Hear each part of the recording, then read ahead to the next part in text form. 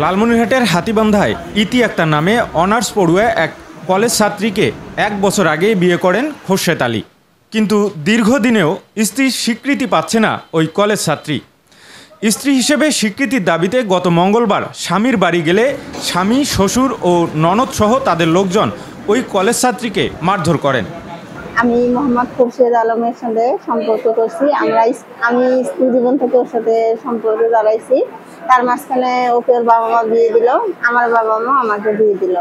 ওর বউকে ডিভোর্স দিল, দেওয়ার পরে আমাকে বললো যে তুমি তোমার স্বামীকে ডিভোর্স দাও, আমার কাছে চলে আসো। আমি আমার স্বামীকে ডিভোর্স দিয়ে ওকে বিয়ে করলাম। ও আমাকে আমার ফ্যামিলিতে রাখলো।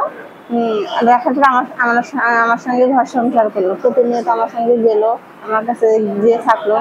তারপরে আমি যখন আমার দাবি করলাম যে আমাকে সমাজে স্বীকৃতি দাও, ও আমাকে টাকার কথা বললো। আমি তোকে টাকা দিতে পারবো না, তাই আমি ওদের বাড়িতে যাই উঠছি। উঠার পরে ওরা আমাকে বাড়ি থেকে মারধর করে বের করে দিছে।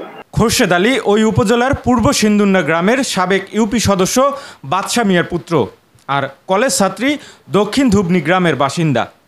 তবে মারধরের অভিযোগ অস্বীকার করেছেন সাবেক ইউপি সদস্য বাদশা মিয়া ও তার পুত্র খোরশেদ আলী।